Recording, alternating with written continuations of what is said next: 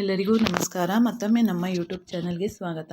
ಇವತ್ತಿನ ವಿಡಿಯೋದಲ್ಲಿ ನೋಡ್ತಿದ್ದೀರಾ ಹೈನೆಕ್ ಬ್ಲೌಸನ್ನು ಸ್ಟಿಚ್ ಮಾಡೋದು ಹೇಗೆ. ಈ ವಿಡಿಯೋದಲ್ಲಿ ಹೈನೆಕ್ ಬ್ಲೌಸ್ದು ಕ್ಯಾನ್ವಸ್ ಇಲ್ಲದಂತೆ ಹೇಗೆ ನಾವು ಫಿನಿಶಿಂಗ್ ಕೊಡೋದು ಅಂತ ಈಗಾಗಲೇ ಸ್ಟಿಚ್ ಮಾಡ್ತಿದ್ದೀನಿ. ಜೊತೆಗೆ ಫುಲ್ ಬ್ಲೌಸ್ ಸ್ಟಿಚಿಂಗ್ ವಿಡಿಯೋ ಇರುತ್ತೆ, ಮಿಸ್ ಮಾಡ್ಕೋಬೇಡಿ. ತುಂಬಾ ರೇರ್ ಈ ಡಿಸೈನ್ಗಳೆಲ್ಲ ಸಿಗೋದು, ಹಾಗಾಗಿ ನೋಡಿ ಕಲ್ತ್ಕೊಳ್ಳಿ ಅಂತ ಹೇಳ್ತಾ ನೋಡಿ ಉಲ್ಟಾನ ಹಾಕ್ಕೊಂಡು ಲೈನಿಂಗ್ ಮೇಲೆ ನಾನು ಮೇನ್ ಫ್ಯಾಬ್ರಿಕ್ ಮೇಲೆ ಕಟಿಂಗನ್ನು ಮಾಡಿ ತೋರಿಸಿದ್ದೆ, ನಿಮಗೆ ವಿಡಿಯೋನ ಅಪ್ಲೋಡ್ ಮಾಡಿದ್ದೀನಿ. ಈಗ ನಾವು ಯಾವುದೇ ಕ್ಯಾನ್ವಸನ್ನೇ ಯೂಸ್ ಮಾಡ್ತಾ ಇಲ್ಲ ನೋಡಿ. ಅದನ್ನು ಉಲ್ಟಾ ಮೇಲೆ ಲೈನಿಂಗನ್ನು ಹಾಕ್ಕೊಂಡು ಸ್ಟಿಚ್ ಮಾಡಿಕೊಂಡೆ, ಪುನಃ ಅದನ್ನು ಕಟಿಂಗ್ ಮಾಡಿಕೊಂಡು ಅದಕ್ಕೆ ಕೂಳೆ ಮೇಲೆ ಒಂದು ಸ್ಟಿಚ್ಚನ್ನು ಹಾಕೋತಿದ್ದೀನಿ. ಹಾಕ್ಕೊಂಡು ಸ್ಲೀವ್ಸ್ ಹತ್ರ ನಾವು ಇದು ಹೈನೆಕ್ ಆಗಿರೋದ್ರಿಂದ ಹೇಗೆ ಕಟಿಂಗ್ ಮಾಡಿದೆ ಅನ್ನೋದನ್ನು ನನ್ನ ಹಿಂದಿನ ವಿಡಿಯೋದಲ್ಲಿ ಅಪ್ಲೋಡ್ ಮಾಡಿದ್ದೀನಿ, ಚೆಕ್ ಮಾಡಿ. ಈಗ ಇದನ್ನು ನೀಟಾಗಿ ಸ್ಟಿಚಿಂಗ್ ಹೇಗೆ ಬರಬೇಕಂದ್ರೆ, ಕೂಳೆ ಅಂತಂದರೆ ನಮಗೆ ಬಾರ್ಡರ್ ಅದರ ಎಡ್ಜ್ ಏನಿದೆಯಲ್ಲ, ಎಡ್ಜ್ ಮೇಲೆ ಬರಬೇಕಾಗತ್ತೆ. ಅದಾದ ನಂತರ ಸ್ಲೀವ್ಸ್ ಹೇಗಿದೆ, ನಾವು ಯಾವ ರೀತಿ ಕಟಿಂಗ್ ಮಾಡ್ಕೊಂಡಿದ್ದೀವಿ ಅದೇ ರೀತಿ ನೀಟಾಗಿ ಸ್ಟಿಚನ್ನು ಮಾಡಿಕೊಂಡು ಬರೋದು ನೋಡಿ. ಈ ರೀತಿ ವೀಡಿಯೋಸ್ಗಳನ್ನು ನೀವು ಮಿಸ್ ಮಾಡಿಕೊಂಡ್ರೆ ತುಂಬಾ ನಿಮಗೆ ಸಿಗೋದಿಲ್ಲ. ಸಿಕ್ಕಾಗ ನೀಟಾಗಿ, ಮತ್ತು ಏನು ಸಿಗಿದ್ರೂ ಒಬ್ಬೊಬ್ಬರು ಟೈಲರ್ಗಳಲ್ಲಿ ಒಂದೊಂದು ಟಿಪ್ಸ್ ಇರುತ್ತೆ, ಒಂದೊಂದು ವೆರೈಟಿ ಇರುತ್ತೆ. ಫಲಿತಾಂಶ ಒಂದೇ ಆದ್ರೂ ಸ್ಟಿಚಿಂಗ್ ಆದಮೇಲೆ ಎಲ್ಲ ಒಂದೇ ರೀತಿ ಕಾಣಿಸುತ್ತೆ. ಆದರೆ ಅಲ್ಲಿ ಮಾಡುವಂಥ ಪ್ರೋಸೆಸ್ ಇದೆಯಲ್ಲ, ಒಬ್ಬೊಬ್ರದ್ದು ಒಂದೊಂದು ಮೆಥಡ್ ಇರುತ್ತೆ. ಹಾಗಾಗಿ ನಿಮಗೆ ಯಾವ ಮೆಥಡ್ ಈಸಿ ಆಗುತ್ತೆ ಆ ಮೆಥಡನ್ನು ಫಾಲೋ ಮಾಡ್ಬೋದು. ಹಾಗಾಗಿ ಈ ರೀತಿ ವೀಡಿಯೋಸ್ಗಳು ಸಿಕ್ಕಾಗ ಖಂಡಿತ ವೀಡಿಯೋಸನ್ನು ಮಿಸ್ ಮಾಡ್ಕೋಬೇಡಿ, ತುಂಬಾ ಇನ್ಫಾರ್ಮೇಟಿವ್ಸ್ ಇರುತ್ತೆ. ಈಗ ಕೆಳಗಡೆ ನಾನು ಫೋಲ್ಡನ್ನು ಮಾಡೋದಿಲ್ಲ, ಹಾಗಾಗಿ ಅದನ್ನು ಅಂಚನ್ನು ಮಡಚಿ ಲೈನಿಂಗ್ ಮತ್ತು ಮೇನ್ ಫ್ಯಾಬ್ರಿಕ್ ಎರಡನ್ನೂ ಮಡಚಿ ನಾನು ಸ್ಟಿಚಿಂಗನ್ನು ಮಾಡ್ಕೋತಿದ್ದೀನಿ. ಈ ಮೆಥಡಲ್ಲಿ ಟ್ರೈ ಮಾಡೋದ್ರಿಂದ ತುಂಬಾ ಬೇಗನೆ ಸ್ಟಿಚ್ ಆಗೋಗುತ್ತೆ. ನಾವು 1 ಗಂಟೆಯಲ್ಲಿ ಸ್ಟಿಚ್ ಮಾಡ್ಬೋದಾದ ಹೈನೆಕ್ ಬ್ಲೌಸನ್ನು ಈ ಮೆಥಡ್ ಯೂಸ್ ಮಾಡಿದ್ರೆ ನೀವು ಅರ್ಧ ಗಂಟೆಯಲ್ಲಿ ನೀವು ಖಂಡಿತವಾಗ್ಲೂ high neck ಬ್ಲೌಸನ್ನು, high neck with lining ಬ್ಲೌಸನ್ನು stitch ಮಾಡ್ಕೋಬೋದು. ಚಾಲೆಂಜ್ ಮಾಡೇ ಹೇಳ್ಬೋದು, ಅಷ್ಟು ಬೇಗನೆ ನಾವು ಸ್ಟಿಚಿಂಗನ್ನು ಮಾಡ್ಕೊಂಬಿಡ್ಬೋದು. ಯಾಕೆ ಅಂತಂದರೆ ಇದರಲ್ಲಿ ಜಾಸ್ತಿ ಕೆಲಸ ಇಲ್ಲ. ಈಗ ನಾವು ಏನು ಹೇಳ್ತೀವಿ, ಕ್ಯಾನ್ವಸನ್ನು ಯೂಸ್ ಮಾಡಿ ಅದನ್ನೆಲ್ಲ ಫಿಟ್ ಮಾಡಿಕೊಂಡು ನಾವು ಸ್ಟಿಚ್ ಮಾಡ್ಕೊಳ್ಳೋದ್ರಿಂದ ನಮಗೆ ಟೈಮಿಂಗ್ಸ್ ಸ್ವಲ್ಪ ಜಾಸ್ತಿ ಬೇಕಾಗತ್ತೆ. ಈಗ ನಾನು ಅದರಲ್ಲೇ ಫಿನಿಶಿಂಗನ್ನು ಕೊಡ್ತಾ ಇದ್ದೀನಿ, ಆದರೆ ಫಿನಿಶಿಂಗು ಕೂಡ ಅದಕ್ಕಿಂತ ಚೆನ್ನಾಗೇ ಬರುತ್ತೆ. ಹಾಗಾಗಿ ಸ್ಟಿಚಿಂಗ್ ನೋಡಿ, ಸ್ಲೀವ್ಸ್ ಹತ್ರ ಸ್ಟಿಚಿಂಗ್ ಮಾಡಿಕೊಂಡೆ. ಈಗ ಇದು ಬ್ಯಾಕ್ ಪಾರ್ಟ್ ಫುಲ್ಲು ರೆಡಿ ಆಗೋಯ್ತು.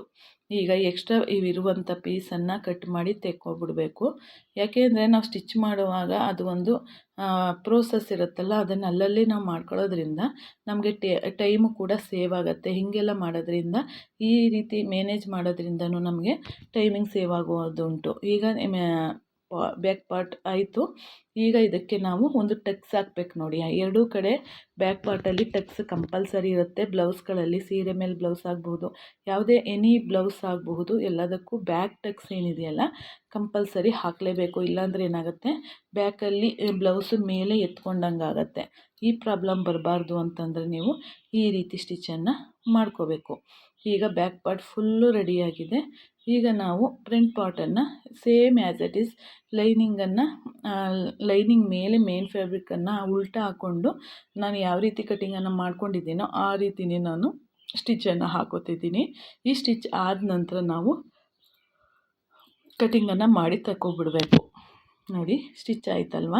ಎಕ್ಸ್ಟ್ರಾ ನೆಕ್ ಪೀಸ್ ಏನಿದೆಯಲ್ಲ ಆ ನೆಕ್ ಪೀಸನ್ನು ಕಟ್ ಮಾಡಿ ತೆಗೆದು ನ್ಯಾಚ್ ಮಾಡ್ಕೋಬೇಕು ಕಂಪಲ್ಸರಿ. ಈ ನ್ಯಾಚ್ ಮಾಡ್ಕೊಳ್ಳೋದ್ರಿಂದ, ಈ ಒಂದು ಕೆಲಸನ ನೀವು ಮಾಡೋದ್ರಿಂದ ನಿಮಗೆ ಫೋಲ್ಡಿಂಗು ಎಷ್ಟು ನೀಟಾಗಿ, ಯಾವುದೇ ಹಿಂಸೆ ಇಲ್ಲದೆ ಕರುಗಳಲ್ಲೆಲ್ಲ ನೀಟಾಗಿ ಫೋಲ್ಡಿಂಗ್ ಆಗುತ್ತೆ. ಆ ರೀತಿ ನೀಟಾಗಿ ಫೋಲ್ಡಿಂಗ್ ಆದಾಗ ನಮಗೆ ಸ್ಟಿಚಿಂಗ್ ಮಾಡೋಕ್ಕೆ ತುಂಬ ಈಸಿ ಆಗುತ್ತೆ ಮತ್ತು ತುಂಬಾ ಬೇಗ ಆಗುತ್ತೆ.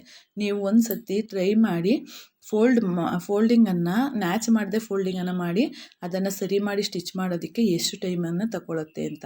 ಒಂದು ಸಣ್ಣ ನ್ಯಾಚ್ ಹಾಕೋದ್ರಿಂದ ಆಟೋಮೆಟಿಕ್ಕಾಗಿ ಅದೇ ಅದ್ರ ಜಾಗದಲ್ಲಿ ಕೂತ್ಕೊಳ್ಳುತ್ತೆ. ನಾವು ಜಸ್ಟ್ ಸರಿ ಮಾಡಿಕೊಂಡು ಸ್ಟಿಚ್ ಮಾಡಿಕೊಂಡ್ರೆ ಆಯಿತು. ಇದರಿಂದ ಒಂದಷ್ಟು ನಿಮಿಷಗಳು ನಮಗೆ ಸೇವ್ ಆಗುತ್ತೆ. ಹಾಗಾಗಿ ನಾವು ಒಂದು 30 ಮಿನಿಟ್ಸಲ್ಲಿ ಬ್ಲೌಸನ್ನು, 1 ಗಂಟೆಯಲ್ಲಿ ಸ್ಟಿಚ್ ಮಾಡಬಹುದಾದಂಥ ಬ್ಲೌಸನ್ನು 30 ಮಿನಿಟ್ಸಲ್ಲಿ ಸ್ಟಿಚ್ಚನ್ನು ಮಾಡ್ಕೋಬೋದು. ಅದರಲ್ಲೂ ಹೈನೆಕ್ ಬ್ಲೌಸ್ ಅಂದಾಗ ಸ್ವಲ್ಪ ಟೈಮೇ ಹಿಡಿಯುತ್ತೆ. ಹಾಗಾಗಿ ಈ ರೀತಿ ಈ ಮೆಥಡನ್ನು ಫಾಲೋ ಮಾಡ್ಕೊಳ್ಳಿ. ಈಗ ನೋಡಿ, ಇದು ಯಾವ ಶೇಪಲ್ಲಿದೆಯೋ ಆ ಶೇಪಲ್ಲೇ ಈ ಸೈಡಲ್ಲಿ ಅವಶ್ಯಕತೆ ಇಲ್ಲ ಹೊಲಿಗೆ, ಅದಕ್ಕೋಸ್ಕರ ನಾನು ಹಾಕ್ತಿಲ್ಲ. ಯಾಕೆಂದರೆ ಟೈಮ್ ಸುಮ್ಮನೆ ವೇಸ್ಟು, ದಾರ ಸುಮ್ಮನೆ ವೇಸ್ಟು.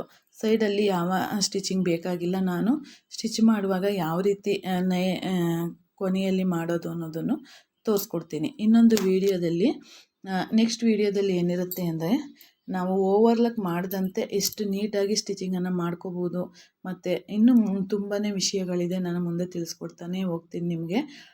ಹಾಗಿದ್ರೆ ಈಗ ನೋಡಿ, ಫುಲ್ಲು ಅದು ಏನಿದೆ ಆ ರೀತಿಯೇ ಸ್ಟಿಚ್ ಮಾಡಿಕೊಂಡು ಎಕ್ಸ್ಟ್ರಾ ಬರುವಂತಹ ಪೀಸನ್ನು ಅಲ್ಲಲ್ಲೇ ಕಟ್ ಮಾಡಿ ತೆಗೆದುಬಿಡಬೇಕು. ಮತ್ತು ಎಕ್ಸ್ಟ್ರಾ ದಾರಗಳು ಬರುತ್ತೆ, ಆ ದಾರ ಬರುವಂಥದ್ದನ್ನು ಅಲ್ಲಲ್ಲೇ ತೆಗೆದ್ರೆ ನಮಗೆ ಟೈಮು ಜಾಸ್ತಿ ಸೇವ್ ಆಗುತ್ತೆ.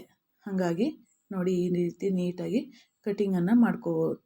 ಅಲ್ಲೇ ಮಾಡ್ಕೊಂಬಿಟ್ರೆ ನಮಗೆ ಟೈಮ್ ಸೇವ್ ಆಗುತ್ತೆ, ಜೊತೆಗೆ ನೀಟ್ ಫಿನಿಶಿಂಗ್ ನೀಟ್ ಕಾಣಿಸುತ್ತೆ. ನಮಗೆ ಬಟ್ಟೆ ಸ್ಟಿಚ್ ಮಾಡುವಾಗಲೂ ನಮಗೊಂದು ಖುಷಿ ಇರುತ್ತೆ, ನೀಟಾಗಿ ಬಂದಿದೆ ಅನ್ನುವಂಥದ್ದು. ಇಲ್ಲಿ ಬಟ್ಟೆಯನ್ನು ಕಟ್ ಮಾಡದೆ ಬಿಟ್ಬಿಟ್ರೆ ಏನಾಗುತ್ತೆ, ನಮಗೆ ಒಂದು ಕಾನ್ಫಿಡೆನ್ಸೇ ಹೋಗುತ್ತೆ. ಯಾಕೆಂದರೆ ಇದೇನು ಈ ರೀತಿ ಕಾಣಿಸ್ತಿದೆ ಅಂದರೆ, ಎಕ್ಸ್ಟ್ರಾ ಬಟ್ಟೆಯಲ್ಲಿದ್ದರೆ ಅದು ಚೆನ್ನಾಗಿ ಕಾಣಿಸೋದಿಲ್ಲ. ಈಗ ನೋಡಿ ಸ್ಟಿಚಿಂಗ್ ಮಾಡ್ತಿದ್ದೀನಿ. ಟಕ್ಸ್ಗಳನ್ನು ಹಿಡ್ಕೋತಾ ಇದ್ದೀನಿ. ಫ್ರಂಟ್ ಟಕ್ಸ್ ಮಾಮೂಲಿ, ಐ ನೆಕ್ಕಿಗೇನು ಎಕ್ಸ್ಟ್ರಾ ಟಕ್ಸ್ ಅಳತೆ ಅಂತ ಏನೂ ಇರೋದಿಲ್ಲ. ನಾವು ಮಾಮೂಲಿ ಯಾವ ರೀತಿ ಟಕ್ಸನ್ನು ಫ್ರಂಟ್ ಕಪ್ಪು ಟಕ್ಸನ್ನು ಹಾಕ್ತೀವಿ ನೋಡಿ, ಅದನ್ನು ಆ್ಯಸ್ ಇಟ್ ಈಸ್ ಹಾಕ್ಕೊಳ್ಳೋದು. ನೋಡಿ ನೀಟಾಗಿ ಹಾಕ್ಕೋಬೇಕು. ಈ ಎಲ್ಲ 4 ಟಕ್ಸನ್ನು ನೀಟಾಗಿ ಕಂಪಲ್ಸರಿ ಹಾಕ್ಕೊಳ್ಳಿ. ಹಾಕ್ಕೊಂಡಾಗಷ್ಟೇ ನಮಗೆ ಕಪ್ಸು ನೀಟಾಗಿ ಬರುವಂಥದ್ದು, ತುಂಬಾ ಚೆಂದ ಕಾಣಿಸುತ್ತೆ. ಈ ಟಕ್ಸ್ ಏನಿದೆಯಲ್ಲ, ಅದು ತುಂಬಾ ಇಂಪಾರ್ಟೆಂಟ್.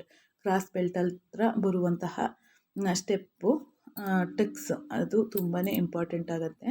ನಮ್ಮ ಕಪ್ಸನ್ನು ನೀಟಾಗಿ ಕೂರುವ ಹಾಗೆ ಮಾಡುವಂಥದ್ದು ಆ ಟಕ್ಸ್ ಅಂತಲೇ ಹೇಳ್ಬೋದು. ನೋಡಿ ಈಗ ಆಲ್ಮೋಸ್ಟ್ ಟಕ್ಸ್ ಆಯಿತು. ಎಷ್ಟು ಬೇಗ ಆಗೋಯ್ತಲ್ವ. ನೀಟಾಗಿ ನಾವು ಸ್ಟಿಚ್ಚನ್ನು ಅದು ಐಡಿಯಾಗಳನ್ನು ತಿಳ್ಕೊಂಬಿಟ್ರೆ ನಮಗೆ ಎಲ್ಲೆಲ್ಲಿ ಟೈಮನ್ನು ಸೇವ್ ಮಾಡೋದು ಅನ್ನೋದು ಗೊತ್ತಾಗುತ್ತೆ, ಮತ್ತು ಯಾವ ರೀತಿ ಫಿನಿಶಿಂಗ್ ಕೊಡೋದು ಅನ್ನೋದನ್ನು ತುಂಬ ಚೆನ್ನಾಗಿ ಬರುತ್ತೆ. ನೋಡಿ ಕಪ್ಸ್ ಯಾವ ರೀತಿ ಇದೆ. ಈಗ ಕ್ರಾಸ್ ಬೆಲ್ಟನ್ನು ನಾನು ಎಕ್ಸ್ಟ್ರಾ ಪೀಸ್ ಇಲ್ಲ, ಆ ಪೀಸನ್ನು ನಾನು ಕರೆಕ್ಟಾಗಿ ನೋಡಿಕೊಂಡು ಎಲ್ಲ ಅಡ್ಜಸ್ಟ್ ಆಗುತ್ತೆ ಅಂತ ನೋಡಿಕೊಂಡು ಎಕ್ಸ್ಟ್ರಾ ಪೀಸಲ್ಲಿ ನಾನು ಕಟಿಂಗನ್ನು ಮಾಡ್ಕೋತಿದ್ದೀನಿ. ಈ ಕ್ರಾಸ್ ಬೆಲ್ಟನ್ನು ಯಾವ ರೀತಿ ಸ್ಟಿಚ್ ಮಾಡೋದು ಅಂದರೆ, ಒಂದು ಲೈನಿಂಗ್ ಮೇಲೆ ಹಾಕ್ಕೋಬೇಕು ಉಲ್ಟಾ, ಇನ್ನೊಂದು ಲೈನಿಂಗ್ ಕೆಳಗಡೆ ಉಲ್ಟಾ ಹಾಕ್ಕೋಬೇಕು. ಈ ರೀತಿ ಹಾಕ್ಕೊಳ್ಳೋದ್ರಿಂದ ನಮಗೆ ಆಪೋಸಿಟ್ ಸೈಡಲ್ಲಿ ಬರುತ್ತೆ. ಆಪೋಸಿಟ್ ಸೈಡಲ್ಲೇ ಬರಬೇಕಾಗತ್ತೆ ನಮಗೆ ಸ್ಟಿಚಿಂಗು. ಆಪೋಸಿಟ್ ಸೈಡಲ್ಲಿ ಬರೋದ್ರಿಂದ ಎರಡೂ ಸೈಡು ನಮಗೆ ಎರಡೂ ಕಪ್ ಸೈಡಲ್ಲಿ ನಾವು ಕ್ರಾಸ್ ಬೆಲ್ಟನ್ನು ಸೇರಿಸ್ಕೋಬೇಕಾಗತ್ತೆ. ಹಾಗಾಗಿ ಏನಾಗುತ್ತೆ, ಒಂದೇ ಸೈಡಲ್ಲಿ ನೀವು ಒಂದೇ ಕಡೆ ಸ್ಟಿಚ್ ಮಾಡ್ಕೊಂಡ್ಬಿಟ್ರೆ ಅದು ಒಂದೇ ಸೈಡಿಗೆ ಬರುತ್ತೆ. ಅದು ಆ ಕಡೆ ಒಂದು ಈ ಕಡೆ ಒಂದು ಬರೋದ್ರಿಂದ ಅದು ಆ ರೀತಿಯೇ ಬರಬೇಕಾದ್ರೆ ನೀವು ಆಪೋಸಿಟ್ ಸೈಡಲ್ಲಿ ಹಾಕೊಂಡು ಸ್ಟಿಚ್ ಮಾಡಬೇಕು. ನಿಮ್ಗೆ ಅರ್ಥ ಆಗಿಲ್ಲ ಅಂದರೆ ಕ್ರಾಸ್ ಬೆಲ್ಟನ್ನೇ ಒಂದು ವಿಡಿಯೋ ಮಾಡಿ ತೋರಿಸ್ತೀನಿ ನಿಮಗಾಗ ತುಂಬಾ ಚೆನ್ನಾಗಿ ಅರ್ಥ ಆಗುತ್ತೆ. ಈಗ ನೋಡಿ, ಕೂಳೆ ಮೇಲೆ ಒಂದು ಹೊಲಿಗೆ ಹಾಕೋತಾ ಇದ್ದೀನಿ. ಇದ್ರ ಉದ್ದೇಶ ಏನಂದರೆ ಫೋಲ್ಡಿಂಗ್ ನೀಟಾಗಿ ಬರುತ್ತೆ. ಈಗ ಮಾಡಿ ತೋರಿಸ್ತೀನಿ ನೋಡಿ. ಈಗ ಎಕ್ಸ್ಟ್ರಾ ಬಂದಿರುವಂಥ ಪೀಸನ್ನು ಇದರಲ್ಲೂ ತೆಗೆದಾಕಬೇಕು. ಪ್ರತಿಯೊಂದರಲ್ಲೂ ಎಕ್ಸ್ಟ್ರಾ ಪೀಸ್ ಬರುತ್ತೆ. ಆ ಬಂದಂಥದ್ದನ್ನು ಎಲ್ಲಿ ನೀಟಾಗಿದೆ ನೋಡಿಕೊಂಡು ಎಕ್ಸ್ಟ್ರಾ ಇರುವಂಥದ್ದನ್ನು ಕಟ್ ಮಾಡಿದ್ರೆ ನಮಗೆ ಫಿನಿಶಿಂಗ್ ಅನ್ನೋದು ನೀಟಾಗಿ ಬರುತ್ತೆ. ಇದನ್ನು ಅಷ್ಟೇ ನೀಟಾಗಿ ಎಲ್ಲನೂ ತೆಗಿಬೇಕು. ಈ ರೀತಿ ನೀಟಾಗಿ ಕಟಿಂಗನ್ನು ಮಾಡಿಕೊಂಡ್ರೆ ಈಗ ಕ್ರಾಸ್ ಬೆಲ್ಟಿನ ಕೆಲಸ ನಮಗೆ ಮುಗಿದಿದೆ. ಈಗ ಯಾವ ರೀತಿ ನೀಟಾಗಿ ಬಂದಿದೆ ಅಂತ ನೀವು ನೋಡಬಹುದು. ನೋಡಿ, ಇದು ಆಪೋಸಿಟ್ ಸೈಡು. ಇದಾದ ನಂತರ ನಾವು ಸ್ಲೀವ್ಸನ್ನು ಲೈನಿಂಗಿಗೆ ಅಟ್ಯಾಚ್ ಮಾಡ್ಕೋಬೇಕು. ಇದನ್ನು ಅಷ್ಟೇ ಉಲ್ಟಾ ಮಾಡ್ಕೊಂಡು ಸ್ಟಿಚ್ಚನ್ನು ಮಾಡ್ಕೋಬೇಕು. ಇದನ್ನು ಉಲ್ಟಾ ಹಾಕೊಂಡು ಸ್ಟಿಚ್ ಮಾಡ್ಕೊಂಡು ಅದನ್ನು ಫೋಲ್ಡ್ ಮಾಡ್ಕೊಂಡು ಅದನ್ನು ಮಾಮೂಲಿ ಇದೇನು ನಮಗೆ ಎಕ್ಸ್ಟ್ರಾ ಕೆಲಸ ಅಂತೆಲ್ಲ, ಮಾಮೂಲಿ ಬ್ಲೌಸ್ಗೆ ಯಾವ ರೀತಿ ಸ್ಟಿಚ್ ಮಾಡ್ಕೋತೀವೋ ಅದೇ ರೀತಿಯೇ ಇದನ್ನು ಸ್ಟಿಚ್ ಮಾಡ್ಕೊಳ್ಳುವಂಥದ್ದು. ಹಾಗಾಗಿ ಇದರಲ್ಲಿ ಏನು ಅಂತ ತಿಳ್ಕೊಳ್ಳುವಂಥದ್ದು ಏನೂ ಇರೋದಿಲ್ಲ. ಬಿಗಿನರ್ಸ್ ಆದವ್ರಿಗೆ ನೋಡಿದ್ರೆ ಗೊತ್ತಾಗುತ್ತೆ. ಎರಡು ಸ್ಲೀವ್ಸನ್ನು ಇದೇ ಮೆಥಡಲ್ಲಿ ನಾವು ಫಿಟ್ಟನ್ನು ಮಾಡ್ಕೋಬೇಕು. ತುಂಬ ಈಸಿಯಾಗಿ ಆಗಿಬಿಡುತ್ತೆ. ಇದನ್ನು ನೋಡಿ, ಫೋಲ್ಡ್ ಮಾಡಿ ಅದ್ರ ಮೇಲೆ ಒಂದು ಸ್ಟಿಚ್ಚನ್ನು ಹಾಕ್ಕೊಳ್ಳೋದು. ಫೋಲ್ಡಿಂಗ್ ಮಾಡಿ ಲೈನಿಂಗು ಕೆಳಗಡೆ ಬರಬಾರ್ದು, ಆ ರೀತಿ ನಾವು ಸ್ಟಿಚಿಂಗನ್ನು ಮಾಡ್ಕೋಬೇಕು. ಅದಕ್ಕೆ ನಾನು ನೆಕ್ಸ್ಟ್ ವೀಡಿಯೋದಲ್ಲಿ ಏನು ತೋರಿಸ್ಕೊಡ್ಬೇಕು ಅಂತಿದ್ದೀನಿ ಅಂದರೆ, ಸ್ಟ್ರೈಟ್ ಬಿಗಿನರ್ಸ್ ಸ್ಟಿಚಿಂಗನ್ನು ಕಲಿಬೇಕಾದ್ರೆ ಯಾವ ರೀತಿ ಕಲಿಬೇಕು ಅನ್ನೋದನ್ನು ತೋರಿಸ್ಕೊಡ್ಬೇಕು ಅಂದ್ಕೊಂಡಿದ್ದೀನಿ. ಅದನ್ನು ಕಲಿತ್ರೆ ಏನಾಗುತ್ತೆ ಅಂದರೆ ಈಗ ಆಗ್ತಾ ಇರುವಂಥ ಸ್ಟಿಚಿಂಗ್ ಏನಿದೆಯಲ್ಲ ಅವು ಸೆನ್ಸಿಟಿವ್ ಅಂತಲೇ ಹೇಳ್ಬೋದು. ಸ್ವಲ್ಪ ಹೆಚ್ಚು ಕಡಿಮೆ ಆದರೆ, ಇಲ್ಲಾಂದರೆ ಲೈನಿಂಗ್ ಕೆಳಗಡೆಯಿಂದ ಈಚೆ ಕಾಣಿಸುತ್ತೆ, ಇಲ್ಲಾಂದರೆ ಮೇಲ್ಗಡೆ ಬಟ್ಟೆ ಕೆಳಗಡೆ ಹೋಗುತ್ತೆ, ಈ ರೀತಿ ಆಗುತ್ತೆ. ಆ ಪ್ರಾಬ್ಲಮ್ಸನ್ನು ನಾವು ಸಾಲ್ವ್ ಮಾಡ್ಕೋಬೇಕು ಅಂದರೆ ಫಸ್ಟು ನಾವು ಸ್ಟಿಚಿಂಗನ್ನು ಯಾವ ರೀತಿ ಹಾಕೋಬೇಕು ಅನ್ನೋದನ್ನು ಕಲ್ತ್ಕೋಬೇಕಾಗತ್ತೆ. ಇದೆಲ್ಲ ಕಲ್ತ್ಕೋಬೇಕಂತಂದರೆ ನಾನು ಮುಂದಿನ ವೀಡಿಯೋಸ್ಗಳಲ್ಲಿ ತೋರಿಸ್ಕೊಡ್ತಾ ಹೋಗ್ತೀನಿ. ಆದಷ್ಟು ನಮ್ಮ ವೀಡಿಯೋಸನ್ನು ಇಷ್ಟ ಆದರೆ ಖಂಡಿತವಾಗ್ಲೂ ಫಾಲೋ ಮಾಡಿ, ಸಬ್ಸ್ಕ್ರೈಬ್ ಮಾಡಿ, ಮತ್ತು ಕಲಿಯುವಂಥ ಇಂಟ್ರೆಸ್ಟ್ ಇರುವಂಥ ನಿಮ್ಮ ಫ್ರೆಂಡ್ಸ್ ಆ್ಯಂಡ್ ಫ್ಯಾಮಿಲಿಗೆ ನಮ್ಮ ಈ ಚಾನಲನ್ನು ಸಬ್ಸ್ಕ್ರೈಬ್ ಮಾಡ್ಕೊಳ್ಳೋದಕ್ಕೆ ಹೇಳಿ, ಮತ್ತು ವಿಡಿಯೋನ ಶೇರ್ ಮಾಡಿ. ಆದಷ್ಟು ಎಷ್ಟು ಜನ ಇಷ್ಟಪಟ್ಟು ನೋಡ್ತಾರೋ ಅಷ್ಟು ನಾವು ಮುಂದೆ ಮುಂದೆ ಎಕ್ಸ್ಟ್ರಾ ಡಿಸೈನ್ಸ್ಗಳಾಗಬಹುದು, ಬೇಸಿಕ್ ಟೈಲರಿಂಗ್ ಆಗಬಹುದು, ಬೇಸಿಕ್ಕಿಂದ ಟೈಲರಿಂಗ್ ಕಲಿಬೇಕಂದ್ರೂ ಖಂಡಿತ ಕಮೆಂಟಲ್ಲಿ ತಿಳಿಸಿ. ನಾನು ಅದನ್ನು ಯಾವ ರೀತಿ ಯಾವ ಮೆಥಡಲ್ಲಿ ಕಲಿಬೇಕು ಅನ್ನೋದನ್ನು ಕೂಡ ತೋರಿಸ್ಕೊಡ್ತಾ ಹೋಗ್ತೀನಿ. ಈಗ ನೋಡಿ, ಈ ರೀತಿ ಎಲ್ಲಿಯಾದ್ರೂ ಅಷ್ಟೇ ಎಕ್ಸ್ಟ್ರಾ ಬರುವಂತಹ ಬಟ್ಟೆಯನ್ನು ನಾವು ಕಟ್ ಮಾಡಿ ತೆಗೆದುಬಿಟ್ರೆ ನಮಗೆ ನೋಡೋದಕ್ಕೂ ತುಂಬಾ ಚೆನ್ನಾಗಿ ಕಾಣಿಸುತ್ತೆ. ಹಂಗಾಗಿ ನೋಡಿ, 2 ಸ್ಲೀವ್ಸನ್ನು ಸೇಮ್ ಮೆಥಡಲ್ಲಿ ನಾವು ಸ್ಟಿಚಿಂಗನ್ನು ಹಾಕ್ಕೋಬೇಕು. ಅದಕ್ಕೋಸ್ಕರ ಇನ್ನೊಂದು ಸ್ಟಿಚಿಂಗನ್ನು ನಾನು ತೋರಿಸ್ಕೊಟ್ಟಿಲ್ಲ. ಜೊತೆಗೆ ಈಗ ಕ್ರಾಸ್ ಬೆಲ್ಟನ್ನು ಸ್ಟಿಚ್ ಮಾಡ್ತಿದ್ದೀನಿ, ನೋಡ್ಬೋದು. ಇದನ್ನು ಈ ರೀತಿ ಸ್ಟಿಚಿಂಗ್ ಮಾಡೋದ್ರಿಂದ ಇದು ಬೊಟಿಕ್ ಸ್ಟೈಲಲ್ಲೇ ಬರುತ್ತೆ. ನಾನು ಮುಂದಿನ ವಿಡಿಯೋದಲ್ಲಿ ಪಾರ್ಟ್ ಬೈ ಪಾರ್ಟ್ ಅಂತಂದರೆ ಕ್ರಾಸ್ ಬೆಲ್ಟನ್ನು ಹೇಗೆ ಬೊಟಿಕ್ ಸ್ಟೈಲಲ್ಲಿ ಸ್ಟಿಚ್ ಮಾಡೋದು, ಕೂಳೆ ಈಚೆಗೆ ಕಾಣಿಸ್ತೇ ಇರೋ ರೀತಿ ಅಂತ ಪ್ರತಿಯೊಂದನ್ನು ಸ್ಟೆಪ್ ಬೈ ಸ್ಟೆಪ್ ಒಂದೊಂದು ವಿಡಿಯೋನ ಮಾಡಿ ನಿಮಗೆ ಅಪ್ಲೋಡನ್ನು ಮಾಡ್ತೀನಿ. ಈಗ ಈ ರೀತಿ ಮಾಡೋದ್ರಿಂದ ನಮಗೆ ಎಲ್ಲೂ ಓವರ್ಲಾಕ್ ಮಾಡೋ ಅವಶ್ಯಕತೆ ಖಂಡಿತ ಇರೋದಿಲ್ಲ. ಮತ್ತು ಕಸ್ಟಮರ್ದು ಒಂದು ಪ್ರಾಬ್ಲಮ್ ಏನಂದರೆ ಕೂಳೆ ಮೈಗೆ ಚುಚ್ಚುತ್ತೆ, ಅದನ್ನು ಓವರ್ಲಾಕ್ ಮಾಡಿಕೊಡಿ, ಇಲ್ಲ ಈ ರೀತಿ ಬೋಟಿಕ್ ಸ್ಟೈಲಲ್ಲಿ ಸ್ಟಿಚ್ ಮಾಡಿಕೊಡಿ ಅಂತ ಕೇಳುವಂಥದ್ದು ಈಗ ಟ್ರೆಂಡಲ್ಲಿದೆ. ಹಂಗಾದಾಗ ನಾವು ಈ ರೀತಿ ಕಲ್ತ್ಕೊಂಡ್ರೆ ನಮಗೆ ಯಾವ ಓವರ್ಲಾಕ್ ಮಿಷಿನನ್ನು ಅವಶ್ಯಕತೆಯೂ ಖಂಡಿತ ಬರೋದಿಲ್ಲ. ಎಲ್ಲ ಟೈಲರ್ಸ್ಗಳಲ್ಲೂ ಈಗ ನಮ್ಮ ಹತ್ರನೂ ಓವರ್ಲಾಕ್ ಮಿಷಿನ್ ಇಲ್ಲ, ಆದ್ರೂ ನಾನು ಅಷ್ಟು ವರ್ಷಗಳಿಂದನೂ ಸ್ಟಿಚಿಂಗ್ ಮಾಡ್ತಾ ಬಂದಿದ್ದೀನಿ. ಅದಕ್ಕೆ ಏನು ಕಾರಣ ಅಂತಂದರೆ ಮುಂದಿನ ವೀಡಿಯೋಸ್ಗಳಲ್ಲಿ ನಾನು ತೋರಿಸ್ಕೊಡ್ತಾ ಹೋಗ್ತೀನಿ ಸ್ಟಿಚಿಂಗನ್ನು ಈ ರೀತಿ ಮಾಡ್ಕೊಳ್ಳೋದು. ಈಗ ನಾನು 2 ಪಾರ್ಟನ್ನು ಸ್ಟಿಚ್ ಆಗಿದೆ. ಈಗ ನೋಡಬಹುದು ಕರೆಕ್ಟಾಗಿ ಬಂದಿದೆಯಾ ಹೇಗೆ ಅಂತ ತಿಳ್ಕೊಳ್ಳೋದು ಹೇಗೆ ಅಂತಂದರೆ ನಾವು ಮುಂದೆ ತೋರಿಸ್ಕೊಡ್ತೀನಿ. ಈಗ ನಾನು ಡಬ್ಬಲ್ ಪಟ್ಟಿಯನ್ನು ಸ್ಟಿಚ್ ಮಾಡ್ತಾ ಇರುವಂಥದ್ದು. ಈ ಡಬ್ಬಲ್ ಪಟ್ಟಿಯನ್ನು ಕೆಳಗಡೆಗೆ ಬ್ಲೌಸ್ ಫ್ರಂಟ್ ಪಾರ್ಟಿನ ಕೆಳಗಡೆಯಿಂದ ಸ್ಟಿಚ್ಚನ್ನು ಮಾಡ್ಕೋಬೇಕು. ಸಿಂಗಲ್ ಪಟ್ಟಿಗೆ ಮೇಲ್ಗಡೆ ಇಟ್ಕೊಂಡು ನಾವು ಸ್ಟಿಚಿಂಗನ್ನು ಮಾಡ್ಕೋಬೇಕಾಗತ್ತೆ. ನೋಡಿ, ಈ ರೀತಿ ಸ್ಟಿಚಿಂಗನ್ನು ಮಾಡ್ಕೊಳ್ಳೋದ್ರಿಂದ ನೀಟಾಗಿ ಬರುತ್ತೆ. ನೋಡಿ, ಇದನ್ನು ಫೋಲ್ಡ್ ಮಾಡಿಕೊಂಡು ಸ್ಟಿಚ್ ಮಾಡ್ಕೋಬೇಕು. ನಾವು ಇದರ ಕಾಜಾನ ನಾನು ಬ್ಲೌಸಲ್ಲೇ ಸ್ಟಿಚ್ ಮಾಡೋದಿಲ್ಲ, ನಾನು ಎಕ್ಸ್ಟ್ರಾ ಕಾಜಾನ ಮಾಡಿ ತೋರಿಸ್ತೀನಿ ಹೇಗೆ ಮಾಡೋದು ಅಂತ. ಇಂಟ್ರೆಸ್ಟ್ ಇದ್ದ ಕಮೆಂಟಲ್ಲಿ ತಿಳಿಸಿ. ನಾವು ಹುಕ್ಸ್ ಹಾಕೋದು ಹೇಗೆ, ಕಾಜಾ ಮಾಡೋದು ಹೇಗೆ, ಮತ್ತು ಮಿಷಿನಲ್ಲೇ ಕಾಜಾ ಮಾಡೋದು ಹೇಗೆ, ಮಿಷಿನಿಂದನೇ ಹುಕ್ಸ್ ಹಾಕೋದು ಹೇಗೆ ಅನ್ನೋದನ್ನು ಮುಂದಿನ ಕ್ಲಾಸ್ಗಳಲ್ಲೆಲ್ಲ ಇರುತ್ತೆ. ನೀವು ನೋಡಿ ಸುಮ್ಮನಾಗಬಾರ್ದು. ನಿಮಗೆ ಯಾವ ರೀತಿ ವಿಡಿಯೋ ಬೇಕು ಅನ್ನೋದನ್ನು ಕಮೆಂಟ್ ಬಾಕ್ಸಲ್ಲಿ ತಿಳಿಸಿದ್ರೆ ನಿಮಗೆ ಯಾವ ವಿಡಿಯೋ ಇಷ್ಟ ಆಗುತ್ತೆ ಅದರ ಮೇಲೆ ನಾನು ವಿಡಿಯೋ ಮಾಡೋದಕ್ಕೆ ನನಗೆ ಗೊತ್ತಾಗುತ್ತೆ. ಯಾವ ರೀತಿ ವಿಡಿಯೋ ನಿಮಗೆ ಇಷ್ಟ ಆಗುತ್ತೆ ಅನ್ನೋದನ್ನು ನಾನು ತಿಳ್ಕೊಂಡ್ರೆ ಆದಷ್ಟು ಕಮೆಂಟಲ್ಲಿ ತಿಳಿಸಿ, ಮತ್ತು ವಿಡಿಯೋನ ಎಲ್ಲರಿಗೂ ಶೇರ್ ಮಾಡಿ. ನೋಡಿ, ನಾನು ಹೇಳಿದ್ನಲ್ಲ, ಸಿಂಗಲ್ ಪಟ್ಟಿ ನಮಗೆ ಅಂದರೆ ನಾವು ಹುಕ್ ಹಾಕುವಂಥ ಪಟ್ಟಿ ಮೇಲ್ಗಡೆಯಿಂದ ಸ್ಟಿಚ್ ಮಾಡಿ ಅದ್ರ ಕೂಳೆ ಮೇಲೆ ಒಂದು ಹೊಲಿಗೆ ಹಾಕಬೇಕು. ಕೂಳೆ ಮೇಲೆ ಹೊಲಿಗೆ ಹಾಕುವಂಥದ್ದು ಉದ್ದೇಶ ಏನಂದರೆ ನಮಗೆ ಫೋಲ್ಡಿಂಗ್ ನೀಟಾಗಿ ಆಗಲಿ ಅಂತೇಳಿ ಕೂಳೆ ಮೇಲೆ ನಾವು ಹೊಲಿಗೆಯನ್ನು ಹಾಕ್ಕೊಳ್ಳುವಂಥದ್ದು. ಈ ರೀತಿ ಸ್ಟಿಚನ್ನು ಮಾಡ್ಕೋಬೇಕು.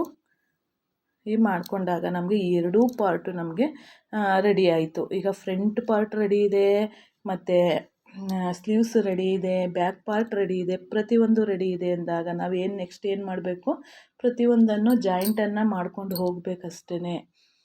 ನೋಡಿ, ಈಗ ಸ್ಲೀವ್ಸ್ ಶೋಲ್ಡರ್ ಪಟ್ಟಿ ಏನಿದೆಯಲ್ಲ ಆ ಪಟ್ಟಿಯನ್ನು ಸ್ಟಿಚ್ ಮಾಡ್ಕೊಳ್ಳೋದು. ಡಬ್ಬಲ್ ನೋಡಿ ಯಾವ ರೀತಿ ಸ್ಟಿಚ್ ಮಾಡ್ಕೋಬೇಕಂದ್ರೆ 2 ನೆಕ್ ಹತ್ರನೇ ಆಗ್ಬೋದು, ಸ್ಲೀವ್ಸ್ ಹತ್ರನೇ ಆಗ್ಬೋದು, ಎಡ್ಜ್ ಕರೆಕ್ಟಾಗಿ ಕೂರಬೇಕು. ಆ ರೀತಿ ಸ್ಟಿಚನ್ನು ಮಾಡ್ಕೊಳ್ಳಿ. ಮತ್ತು ಡಬ್ಬಲ್ ಹೊಲಿಗೆ ಹಾಕ್ಕೋಬೇಕಾಗತ್ತೆ. ಕಂಪಲ್ಸರಿ ಡಬ್ಬಲ್ ಹೊಲಿಗೆನ ಹಾಕ್ಕೊಳ್ಳೋದ್ರಿಂದ ನೋಡಿ, ಈಗ ನಾವು ಸ್ಲೀವ್ಸನ್ನು ಅಟ್ಯಾಚ್ ಮಾಡುವಂಥ ಸಮಯ ನಮಗೆ ಲೆಫ್ಟ್ ಹ್ಯಾಂಡ್ ಸ್ಲೀವ್ಸ್ ಮತ್ತು ರೈಟ್ ಹ್ಯಾಂಡ್ ಸ್ಲೀವ್ಸ್ ಹೇಗೆ ಗೊತ್ತಾಗುತ್ತೆ ಅಂತಂದರೆ ನೀವು ಅದನ್ನು ನಾನು ಇಲ್ಲಿ ಸ್ಟಿಚ್ ಮಾಡ್ತಾ ಇದ್ದೀನಿ, ಸ್ವಲ್ಪನೇ ಇಟ್ಕೊಂಡು. ನಿಮಗೆ ಅದ್ರ ಬಗ್ಗೆ ಕ್ಲಾರಿಟಿ ಇಲ್ಲ ಅಂದರೆ ಕಮೆಂಟ್ ಬಾಕ್ಸಲ್ಲಿ ತಿಳಿಸಿ. ಫ್ರಂಟ್ ಆ್ಯಂಡ್ ಬ್ಯಾಕ್ ಪಾರ್ಟನ್ನು ಹೇಗೆ ಕಂಡುಹಿಡ್ಕೊಳ್ಳೋದು ಅನ್ನೋದ್ರ ಬಗ್ಗೆ ನಾನು ಒಂದು ವಿಡಿಯೋನ ಮಾಡ್ತೀನಿ. ಈಗ ನೋಡಿ, ಲೆಫ್ಟ್ ಹ್ಯಾಂಡ್ ಫಸ್ಟು ಯಾವತ್ತು ಲೆಫ್ಟ್ ಹ್ಯಾಂಡನ್ನು ಅಟ್ಯಾಚ್ ಮಾಡ್ಕೊಳ್ಳಿ, ರೈಟ್ ಹ್ಯಾಂಡನ್ನು ನೆಕ್ಸ್ಟ್ ಅಟ್ಯಾಚ್ ಮಾಡ್ಕೊಳ್ಳಿ. ಅದರ ಉದ್ದೇಶ ಏನನ್ನೋದನ್ನು ನಾನು ನೆಕ್ಸ್ಟ್ ವಿಡಿಯೋದಲ್ಲಿ ತಿಳಿಸ್ಕೊಡ್ತಾ ಹೋಗ್ತೀನಿ. ಈಗ ನೋಡಿ, ಈ ಕಡೆದಾಯಿತು. ತಿರ್ಗಾ ನಾವೀಗ ರೈಟ್ ಸೈಡ್ ಇರುವಂತಹ ಸ್ಲೀವ್ಸನ್ನು ಅಟ್ಯಾಚ್ ಮಾಡ್ಕೊಳ್ಳೋ ಸಮಯ. ಈಗ ನಾವು ಕ್ಯಾನ್ವಸನ್ನು ಯೂಸ್ ಮಾಡದೇ ಇರೋದ್ರಿಂದ ನಮಗೆ ನೆಕ್ಕು ಫಿನಿಶಿಂಗ್ ಆಗಿದೆ, ಫ್ರಂಟ್ ಆ್ಯಂಡ್ ಬ್ಯಾಕ್ ಫಿನಿಶಿಂಗ್ ಆಗಿದೆ. ಈಗ ಸ್ಲೀವ್ಸನ್ನು ಅಟ್ಯಾಚ್ ಮಾಡಿ ಅದಕ್ಕೆ ಇನ್ನೊಂದು 2 ಹೊಲಿಗೆ, ಸ್ಲೀವ್ಸ್ ಅಟ್ಯಾಚ್ಗೆ 2 ಹೊಲಿಗೆ ಇರುತ್ತೆ. 2 ಹೊಲಿಗೆಯನ್ನು ಹಾಕ್ಕೊಂಡ್ರೆ ಆಯಿತು. ಇನ್ನು ಜಾಯಿಂಟ್, ಸೈಡ್ ಜಾಯಿಂಟ್ ಇದೆಯಲ್ಲ, ಅತಿ ಮುಖ್ಯವಾದ ಫಿಟ್ಟಿಂಗ್ ಅಂತಲೇ ಹೇಳ್ಬೋದು. ಅತಿ ಮುಖ್ಯವಾದದ್ದು ಸೈಡ್ ಫಿಟ್ಟಿಂಗು. ಬ್ಲೌಸಲ್ಲಿ ನಾವು ಸೈಡ್ ಫಿಟ್ಟಿಂಗ್ ಎಷ್ಟು ನೀಟಾಗಿ ಕೂರಿಸ್ತೀವೋ ಅಷ್ಟು. ನೋಡಿ, ಈಗ ಸ್ಲೀವ್ಸಿನ ಲೂಸನ್ನು ನಾನು ಮಾರ್ಕ್ ಮಾಡಿದ್ನಲ್ಲ, ಅದರಲ್ಲಿ ಇಟ್ಕೊಂಡು ಈ ಎಡ್ಜಲ್ಲಿ 2 ಇಂಚನ್ನು ಬಿಟ್ಕೊಂಡು ಸ್ಲೀವ್ಸ್ ಮತ್ತು ಸೈಡ್ ಫಿಟ್ಟನ್ನು ಫುಲ್ ಅಟ್ಯಾಚ್ ಮಾಡ್ಕೋಬೇಕು. ಎಲ್ಲನೂ ನಿಮಗೆ ಒಂದೇ ವಿಡಿಯೋದಲ್ಲಿ ಹೇಳ್ಕೊಟ್ರೆ ನಿಮ್ಗೆ ಅಷ್ಟು ಅರ್ಥ ಆಗಲ್ಲ. ಬಿಗಿನರ್ಸ್ಗೆ, ಗೊತ್ತಿರೋರ್ಗಾದರೆ ಸ್ವಲ್ಪ ಗೊತ್ತಿದ್ರೂ ಅರ್ಥ ಆಗಿಬಿಡತ್ತೆ. ಈಗ ನೋಡಿ, ಎಕ್ಸ್ಟ್ರಾ ಬಟ್ಟೆಯನ್ನು ಕಟ್ ಮಾಡಿ ತೆಗಿಬೇಕು. ಈಗ ಇದಾದ ನಂತರ 2 ಸೈಡ್ಸಲ್ಲೂ ಸೇಮ್ ಫಿಟ್ಟಿಂಗನ್ನು ಹಾಕೋಬೇಕಾಗತ್ತೆ. ಸೈಡ್ ಫಿಟ್ಟಿಂಗೇ ಒಂದು ವಿಡಿಯೋ ಮಾಡಬೇಕು. ಯಾಕೆ ಅಂದರೆ ನಿಧಾನವಾಗಿ ಸೈಡ್ ಫಿಟ್ಟಿಂಗನ್ನು, ಅಲ್ಲಿ ಬರುವಂಥ ತೊಂದರೆಗಳೇನು, ಅದನ್ನು ಹೆಚ್ಚು ಕಡಿಮೆ ಇರೋ ತೊಂದರೆಗಳೇನು, ಅದನ್ನು ಆಗದೇ ಇರೋ ರೀತಿ ನೋಡ್ಕೊಳ್ಳೋದು ಹೇಗೆ ಅನ್ನೋದನ್ನು ನಾನು ತಿಳಿಸ್ಕೊಡ್ತೀನಿ ಮುಂದಿನ ವೀಡಿಯೋಸ್ಗಳಲ್ಲಿ. ಹಾಗಿದ್ರೆ ಈಗ ನೋಡಿ, ಆಲ್ಮೋಸ್ಟ್ ಬ್ಲೌಸು ಫಿನಿಶಿಂಗಿಗೆ ಬಂದಿದೆ. ಲಾಸ್ಟ್ ಫ್ರೆಂಡ್ಸ್ ಇದು. ಈಗ ಇದಕ್ಕೆ ನಾವೇನು ಮಾಡಬೇಕು, ಮೂರು ಹೊಲಿಗೆನ ಎಕ್ಸ್ಟ್ರಾ ಹಾಕಿ ಕೊಡಬೇಕಾಗತ್ತೆ. ಏಕೆ ಅಂದರೆ ಬಿಗಿ ಆಯಿತು ಅಂದರೆ ಹೊಲಿಗೆ ಬಿಚ್ಕೊಳ್ಳೋದಕ್ಕೆ, ಮತ್ತು ಒಂದು ಎಕ್ಸ್ಟ್ರಾ ಹೊಲಿಗೆ ಇರಬೇಕಾಗತ್ತೆ. ಈಗ ನೋಡಿ, high neck blouse, close neck blouse ರೆಡಿಯಾಗಿದೆ. ನೋಡ್ಬೋದು ಯಾವ ರೀತಿ ಬಂದಿದೆ ಅಂತ ತೋರಿಸ್ತೀನಿ. ಈ ವಿಡಿಯೋ ನಿಮಗೆ ಇಷ್ಟ ಆದರೆ ಖಂಡಿತ ಕಮೆಂಟ್ ಬಾಕ್ಸಲ್ಲಿ ತಿಳಿಸಿ. ಒಂದು ಲೈಕ್ ಕೊಡೋದು ಮರಿಬೇಡಿ. ಮತ್ತು ಹೈ ಪಾಯಿಂಟ್ ಇರುತ್ತೆ, ಅದನ್ನು ಪ್ರೆಸ್ ಮಾಡಿ ನಮ್ಮ ವೀಡಿಯೋಸ್ ಸುಮಾರು ಜನಕ್ಕೆ ರೀಚ್ ಆಗೋದಕ್ಕೆ ಹೆಲ್ಪ್ ಮಾಡಿ. ನೋಡಿ, full high neck blouse full ready ಇದೆ. ಧನ್ಯವಾದಗಳು ಫ್ರೆಂಡ್ಸ್, ಈ ವಿಡಿಯೋನ ಫುಲ್ ನೋಡಿದ್ದಕ್ಕಾಗಿ. ಹಾಗಾದರೆ ಮುಂದಿನ ವೀಡಿಯೋಸ್ಗಳಲ್ಲಿ ಯಾವ ರೀತಿ ವಿಡಿಯೋ ಬೇಕು ಅಂತ ಕಮೆಂಟ್ ಮಾಡ್ತಿರಲ್ಲ. ಹಾಗೆ ಧನ್ಯವಾದಗಳು. Thank you for watching.